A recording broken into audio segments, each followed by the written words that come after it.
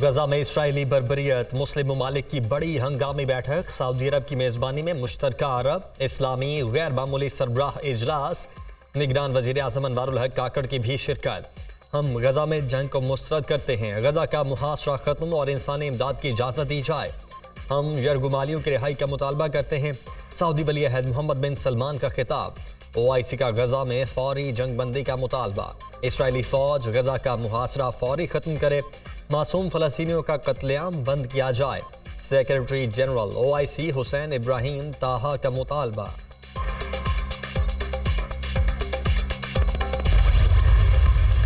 اسرائیل غزہ میں فلسطینیوں کی نسل کشی کر رہا ہے۔ اسرائیلی وحشیانہ بمباری سے ہزاروں فلسطینی شہید اور زخمی ہو چکے ہیں۔ میرا دل ہزاروں معصوم بچوں کے قتل پر بے حد افسردہ ہے۔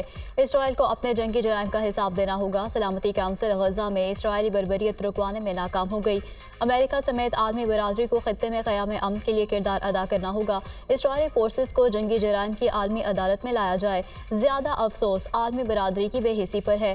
اسرائیلی طاقت کے نشے میں دو ریاستی فارمولے کو بھلا چکی ہے۔ فلسطین کے شہری اپنی سرزمین کے مالک ہیں۔ فلسطینی صدر محمود عباس کا مشترکہ عرب اسلامی غیر معمولی سربراہ اجلاس سے خطاب۔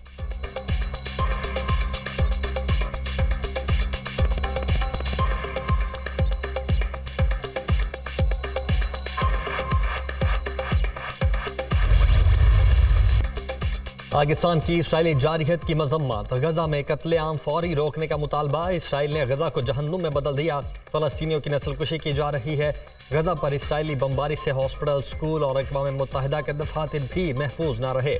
ناانصافی اور معصوم شہریوں کا قتل عام مزید تنازعات کو جنم دے گا۔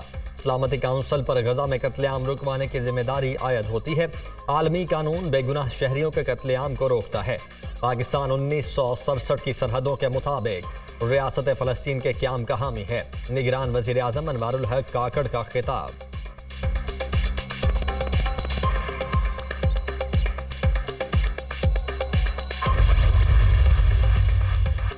غزہ میں معصوم لوگوں کا خون بہایا جا رہا ہے۔ اسرائیل بمباری سے نئی نسل کو ختم کر رہا ہے۔ اسرائیل صہیونی ایجنڈے کے تحت معصوم فلسطینیوں کی نسل کشی کر رہا ہے۔ امریکہ غزہ کو تباہ کرنے کے لیے اسرائیل کو جنگی ہتھیار اور مالی امداد دے رہا ہے۔ امریکہ اسرائیل کی حمایت کر کے جنگی جرائم میں شریک ہے۔ غزہ میں اتنی بمباری ہو چکی ہے جو 7 ایٹم بم گرانے کے برابر ہے۔ خطے کی تاریخ میں یہ فیصلہ کن وقت ہے۔ امت مسلمہ کو مظالم روکنے کے لیے متحد ہونا پڑے گا۔ ایرانی صدر ابراہیم رئیسی کا اجلاس سے خطاب۔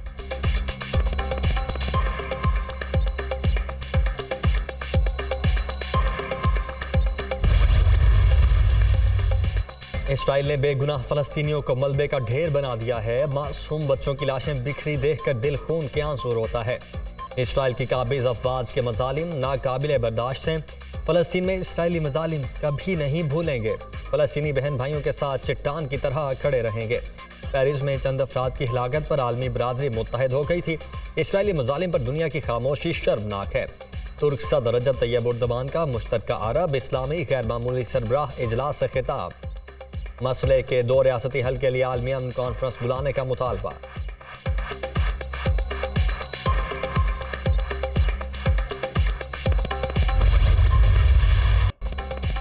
غزہ میں اسرائیلی فورسز کی بربریت، پناہ گزین کیمپ اور اسپتال نشانہ صہیونی فوج کی شفا القدس اور انڈونیشیا ہاسپٹل کے اطراف بمباری، النصر چلڈرن ہاسپٹل اور غزہ بلڈ بینک پر بھی بم برسا دیے۔ اسرائیلی بمباری میں مزید 266 سے زائد فلسطینی شہید۔ حملوں میں شہید فلسطینیوں کی تعداد 11,078 ہو گئی۔ شہداء میں 4,880 بچے اور 3,000 سے زائد خواتین شامل۔ 32,000 سے زائد فلسطینی زخمی، 15 لاکھ شہری بے گھر۔ الشفا ہاسپٹل ایندھن، ادویات اور بنیادی سہولیات سے محروم۔ آکسیجن کی کمی کے باعث 39 بچے اپنی جان سے ہاتھ دھو بیٹھے ہیں۔ فلسطینی وزارت صحت۔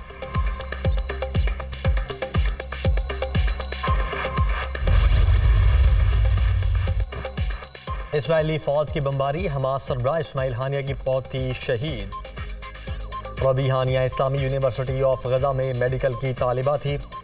براق اسکول پر ہونے والے حملے میں شہید ہوئیں۔ اسرائیلی حملے میں اب تک 25 فلسطینی جام شہادت نوش کر چکے۔ حماس سے منسلک اکاؤنٹ سے بھی ربیع ہانیہ کی شہادت کی تصدیق۔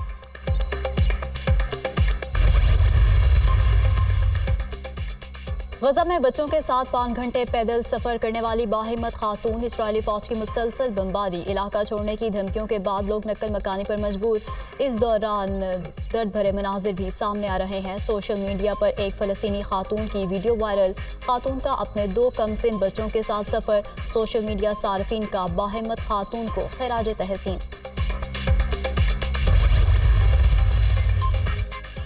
اسرائیل غزہ میں بچوں اور خواتین پر بمباری بند کرے۔ سیز فائر اسرائیل کے مفاد میں ہے۔ یہ درست ہے کہ اسرائیل کو اپنے دفاع کا پورا حق ہے، لیکن نہتے لوگوں پر بمباری کا کوئی جواز پیش نہیں کیا جا سکتا۔ فرانسیسی صدر کا برطانوی نشریاتی ادارے کو انٹرویو، میکرون کی حماس کے اسرائیل پر حملوں کی بھی مذمت۔ اسرائیلی بمباری میں والدین کھو دینے والی بچی کی حالت پر ہر آنکھ اشک بار، معصوم بچی کے رونے کی ویڈیو سوشل میڈیا پر وائرل۔ بچی بڑی معصومیت سے ماں باپ کو یاد کر کے رو رہی ہے۔ ویڈیو میں بچی کو گود میں اٹھائے شخص اسے دلاسے دیتا نظر آ رہا ہے۔ اسماعیل جود نامی اس شخص کا کہنا ہے کہ بچی کو کیسے بتاؤں کہ اس نے اپنے والدین کھو دیے ہیں، پتہ نہیں یہ بچی ماں باپ کے بغیر کیسے رہ سکے گی۔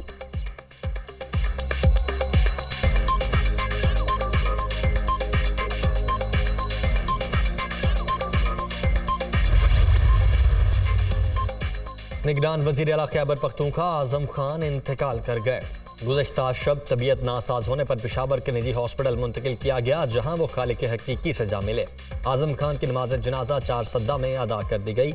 اہم سیاسی رہنماؤں سمیت لوگوں کی بڑی تعداد شریک ہوئی۔ نگران وزیر اعلیٰ کے انتقال پر خیبر پختونخوا حکومت کا 3 روزہ سوگ کا اعلان۔ سرکاری عمارتوں پر قومی پرچم سرنگوں۔ صدر مملکت عارف الوی اور نگران وزیر اعظم انوار الحق کاکڑ کا اعظم خان کے انتقال پر تعزیت کا اظہار۔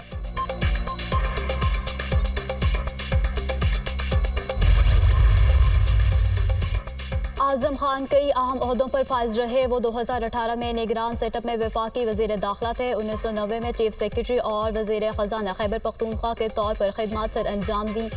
اعظم خان وفاقی سیکرٹری مذہبی امور بھی رہے۔ Supreme court flood inquiry commission کے چیئرمین بھی رہے۔ انہوں نے 21 جنوری کو بطور نگران وزیر اعلیٰ خیبر پختونخوا حلف اٹھایا تھا۔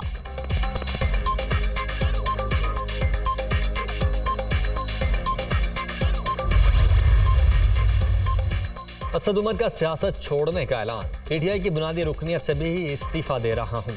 1 دہائی سے زیادہ عوامی زندگی گزاری، ریاستی اداروں کے ساتھ تصادم کی پالیسی سے متفق نہیں، جس حلقے سے منتخب ہوا اس کی خدمت کی پوری کوشش کی، اعتماد کرنے پر عوام کا مشکور ہوں، سابق وزیر کا ٹویٹ۔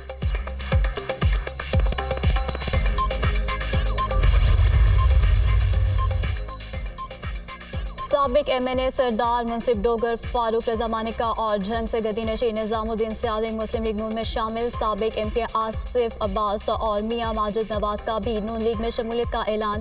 تمام سابق اراکین اسمبلی نے شہباز شریف سے ملاقات میں شمولیت کا اعلان کیا۔ نواز شریف کی قیادت پر مکمل اعتماد کا اظہار۔ مسلم لیگ نون نے کبھی عوام کو مایوس نہیں کیا، انتخابات میں کامیاب ہوئے تو عوام کو مہنگائی سمیت دیگر مسائل سے نجات دلائیں گے۔ پاکستان کی معاشی خود انحصاری اور مسلم لیگ نون کی انتخابی کامیابی لازم و ملزوم ہے۔ نواز شریف کا ہر دور تعمیر و ترقی اور عوام کی خوشحالی کا دور ہے۔ لیگی صدر کی گفتگو۔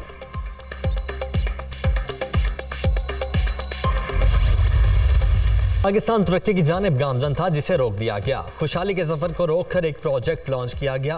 فتنے کی ناکامی ملک کو بہت مہنگی پڑی۔ ماضی میں نون لیگ نے نواز شریف کی سربراہی میں پاکستان کو متعدد بحرانوں سے نکالا۔ 21 اکتوبر کے جلسے میں پورے ملک سے لوگ شریک ہوئے۔ ہم انتخابات کی تیاریاں شروع کر چکے۔ عام آدمی کے لیے جینا مشکل نہیں، ناکام ہو چکا۔ رانا ثناء اللہ کی پریس کانفرنس۔ سعید احمد سمیت متعدد رہنماؤں کا نون لیگ میں شامل ہونے کا اعلان۔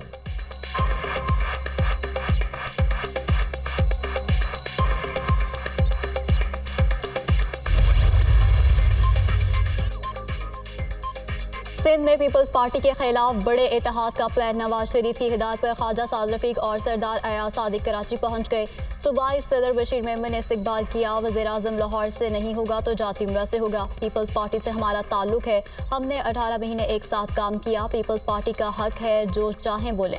پیپلز پارٹی کے بیانات سے ان کی جماعت کے امیدواروں کی حوصلہ شکنی ہوگی۔ سردار ایاز صادق کی گفتگو۔ کراچی میں امن کا صحرا نواز شریف کے سر ہے، ہم کسی کے خلاف اتحاد بنانے نہیں جا رہے۔ خواجہ سعد رفیق کی وضاحت۔ مسلم لیگ نون کے وفد کی جی ڈی اے قیادت سے ملاقات جاری۔ لیگی وفد کل متحدہ کے رہنماؤں سے بھی ملے گا۔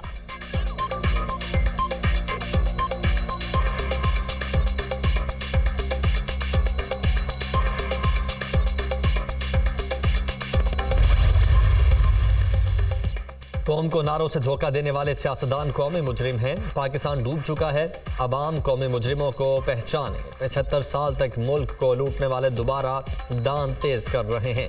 آصف زرداری جس کا ملک صدر بنے اس کا اللہ ہی حافظ ہے۔ نواز شریف 3 بار وزیر اعظم رہے، اب پھر پر تول رہے ہیں۔ Chairman P T I parliamentarians Pervez Khattak کا مردان میں جلسے سے خطاب۔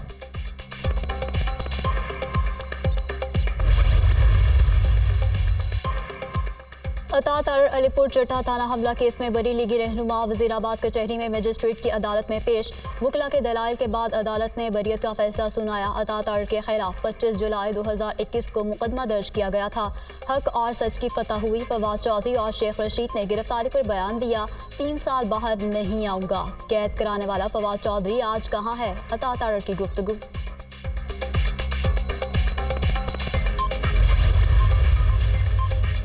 شیخ رشید احمد کی تھانہ کھوسار کے مقدمے میں 25 نومبر تک عبوری ضمانت منظور۔ ایڈیشنل سیشن جج طاہر عباس سپرا نے درخواست ضمانت پر سماعت کی۔ 73 سال کی عمر اور 86 کیسز ہیں، 20ویں ضمانت منظور ہوئی۔ میرے پاس تو اتنے ضمانتیں بھی نہیں، عدلیہ اور اداروں کے ساتھ کبھی نہیں بگڑی۔ کل جج صاحب نے بھی کہا تھا شاید آپ کو چلہ مہنگا پڑ گیا ہے۔ شیخ رشید کی میڈیا ٹاک۔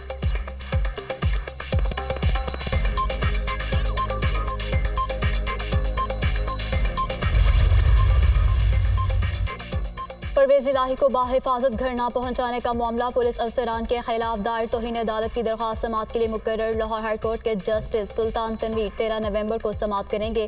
پرویز الہی کی اہلیہ کیسرا الہی نے ڈی آئی جی آپریشن سمیت دیگر افسران کے خلاف توہین عدالت کی درخواست دائر کر رکھی ہے۔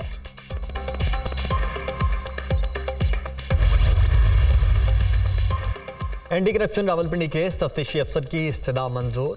اسلام آباد کی سیشن عدالت کی فواد چودھری کو شامل تفتیش کرنے کی اجازت۔ نیب راولپنڈی کا فواد چودھری کو طلبی کا نوٹس جاری، 13 نومبر کو پیش ہونے کی ہدایت۔ سابق وفاقی وزیر پیش ہو کر معاملہ اپنا بیان ریکارڈ کروائیں، قومی احتساب بیورو کی ہدایت۔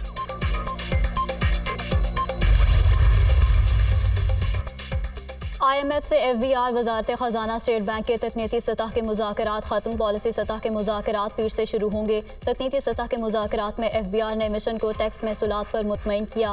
عالمی مالیاتی ادارے نے نئے ٹیکسز کا مطالبہ نہیں کیا۔ امپورٹ میں کمی کے باعث ریونیو کمی کو ان لینڈ ریونیو محصولات میں سرپلس سے پورا کیا جا رہا ہے۔ پالیسی سطح کے مذاکرات میں وزارت خزانہ کو سخت مطالبات کا سامنا کرنا پڑ سکتا ہے۔ آئی ایم ایف مشن کے ساتھ معاشی ٹیم کے مذاکرات 15 نومبر تک مکمل ہوں گے۔